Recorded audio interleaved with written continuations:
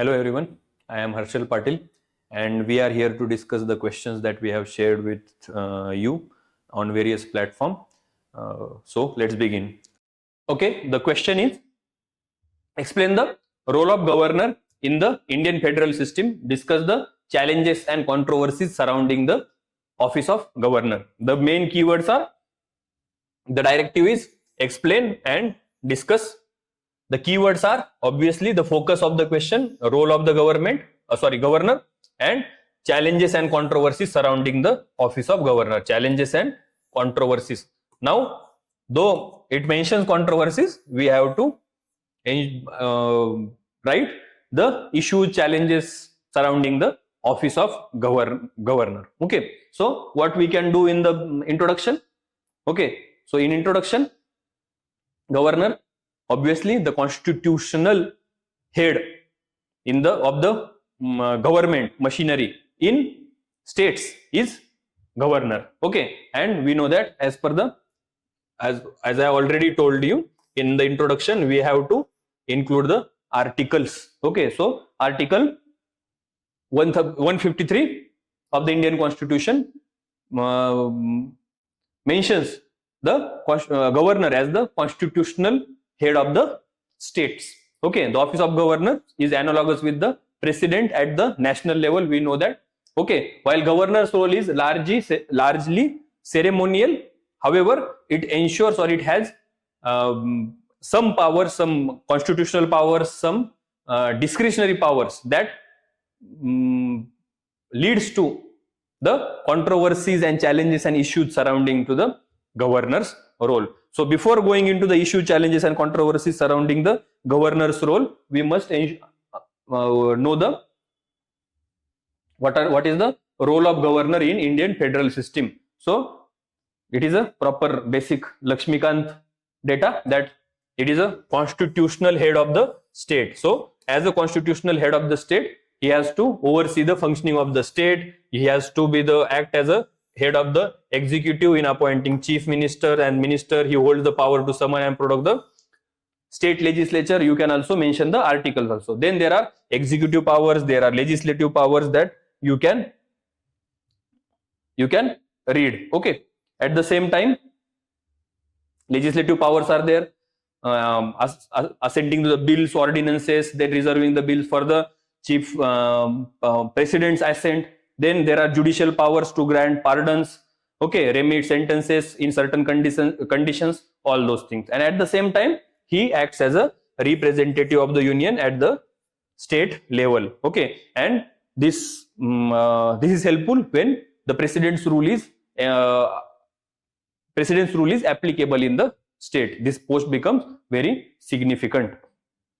Okay, now what are the challenges and controversies that surround the role of governor? So governor, discretion. Now we know that when it comes to governor's powers, we know that there are constitutional powers mentioned in the constitution, and there are some discretionary powers that arise out of the situational conditions. Okay, for example, article 200 or 201 mentions that president has the power to set aside the bill for the presidential consideration. Now it is his discretionary power. Okay, so such powers, and then governor's role in states executive and legislative workings also create issues and challenges. We will see one by one issues. So first, as we mentioned, the governor's discretions. Okay, so discretionary power of the governor can lead to political controversies. Okay, for example, appointment of the chief minister, particularly in Karnataka, Madhya Pradesh, raise allegations of bias and situational or unconstitutional behavior. At the same time, role of imposition of president's rule under article 356, president's rule is enforced in the particular state. However, governor can also on his own with his discretionary powers can write a report to the president to impose the president's rule in the state. without consulting or without taking the state governments in his loop. Okay, so regarding this, the accusation of political motivations behind the dissolving state governments, for example, Kashmir 2008, then in other states are also there. Governor as representative of the union. Okay, so dual role of the governor as head of the state also, and at the same time agent or the representative of the union, creates the tussle, and it is especially true when it comes to when there is different political parties rule is at the state and at the center. Okay, there is saying in Indian politics that India does not have center state conflicts, India only has political conflicts. Okay, so from that point of view, you can also see that when it comes to governor, the most of the controversies occur when there is a different party government at the center and state. Okay, so when it comes to, so there is a accusation around the office of governor regarding what?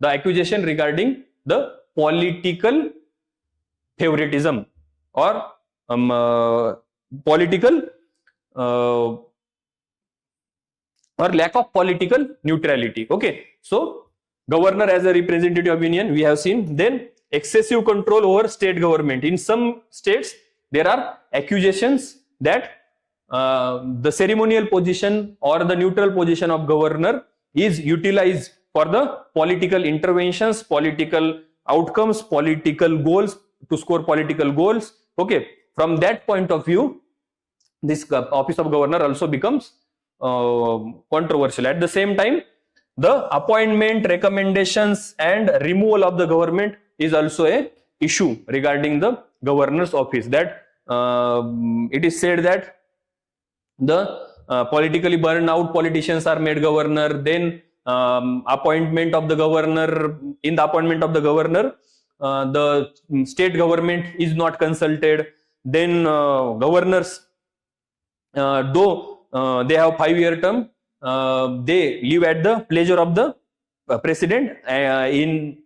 However, de facto they live at the pleasure of union government only. Okay, so from that point of view, many issues are there when it comes to office of governor. So when it comes to conclusion, we can mention that it is a vital post in Indian polity. However, we need reforms, and from that point of view, the question specifically does not mention the reforms, but we can write those reforms in the conclusion. If question specifically asks about the reform, so you will have to mention Sarkariya Commission, you will have to mention Panchi Commission, you will have to mention second ARC report for the recommendation, what they promote or what they recommend regarding the office of governor, what Sarkariya Commission recommends, what Panchi Commission recommends. For example, Sarkariya Commission recommends that the state government should be consulted. Then Panchi Commission mentions that there should be proper criteria that is not mentioned right now in the constitution. There should be proper criteria for the appointment. There should be fixed tenure. Okay, second ARC also mention or give recommendations for the depoliticization of the office of governor. So if there are if you want to specifically write the recommendations, also you can mention these committees in conclusion also. So ensure that you are giving solution in the conclusion. Okay, thank you. The question is, what are the fundamental duties of the citizens under the Indian Constitution? Explore the significance and how to promote those fundamental duties. So question is, what are the fundamental duties? Then explain their significance and how to promote them. Okay, so briefly you have to mention what are the fundamental duties in the introduction. Then you can write few examples in the question, what are the main fundamental duties in the Indian Constitution. Then you have to write the significance and steps to promote them. Okay. So in the introduction, what we can do is we can mention what all we can mention here. We can mention the article, that is 51A. It was introduced by 42nd Constitutional Amendment, and at the same time we can also briefly mention the actual purpose, the essence of fundamental duties in Indian Constitution, that is to serve as moral obligations that citizen must follow to promote responsibility, national integrity and social harmony. Okay, it ensures that the ideals contained in the preamble are kept intact and are promoted further. There is a role to every citizen in this country. As Gandhiji has said that rights come with the duties. Rights are only when it is said that only when you perform your duties you will enjoy your rights. For example, to explain this thing, we know that under Article 21, what is it? It is a right to life, and Supreme Court, since the judgment of Maneka Gandhi, that the judgment that brought the due process in India, okay, the spirit of the Constitution was enlarged, and particularly the Article 21. One of the point, the Article 21 mentions that right to clean environment is fundamental right. Okay, so if right to clean environment is essential for right to life, okay, and if we want to enjoy the right to life, if we want to enjoy right to clean environment, yes, we have to, we as the citizens should also protect the environment. That is our duty. So right to clean environment is our fundamental right that we will demand from the state. For example, Delhi में अगर धुआं हो रहा है, कोहरा छा रहा है, वहां पर एयर पोल्यूशन हो रहा है, तो it is our duty, sorry, it is our right that we demand the government, all the government that are involved in the solution, that as a citizens we have a right to clean environment. Okay, and we can also go to Supreme Court for ensuring that right to clean environment. Many have gone to the Supreme Court. Supreme Court has also it has also involved itself into that Delhi pollution issue also. Okay, so we know that we have right to clean environment. At the same time, we have also duty towards environment. We know that unless and until we protect we as a citizens, we as a individuals, we as a society, if we do not protect the environment, if we do not consider that it is our duty to protect environment, then we cannot ensure, or we are not helping the government in ensuring that our rights are protected. So rights also come with the duty. Okay, so this is the concept we should know. Okay, so when it comes to introduction, we can mention Article 51A, we can also mention the amendment. Okay, then what we can do is we can enlist the fundamental rights, as we do not have much time there and we cannot mention all the duties while writing the answer.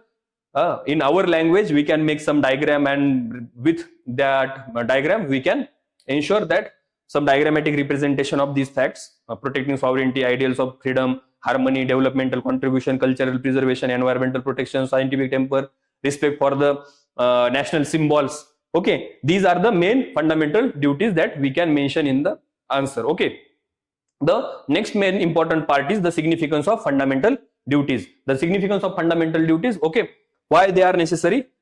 We have already seen: promoting national unity, civic responsibility, moral and ethical guidance, complementing the fundamental rights, as we have already discussed that to complement the fundamental rights, it is our duty. We cannot just demand that it is our fundamental right, it is also a duty of ours. Okay, abolition of untouchability is right in India. However, it is responsibility of every citizen also that we cannot discriminate certain person based on his background. Okay, so it becomes our duty to promote this national integration, to have the civic responsibility regarding the functioning of the government, then contributing to the social justice. Okay, so this is the significance. You can add other points also, scientific temper you can add, national unity you can add, integrity you can add, all those things you can mention here. Then the next part is how to promote fundamental duties in India. Okay, so the most important thing is educational programs through schools, colleges, universities. Okay, through curriculum we can promote these fundamental rights through debate, discussion, and engaging students. And we know that social conditioning, in social conditioning of an individual, school, colleges play very significant role. In early days, if we impart these values on students, constitutional values on students, it is very important, or it is very significant at that stage. At the same time, public awareness campaigns we can start.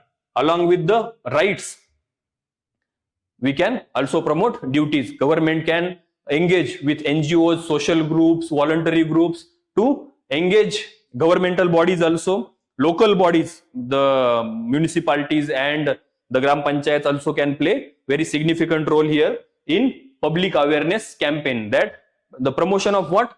If we want the fundamental rights, we have to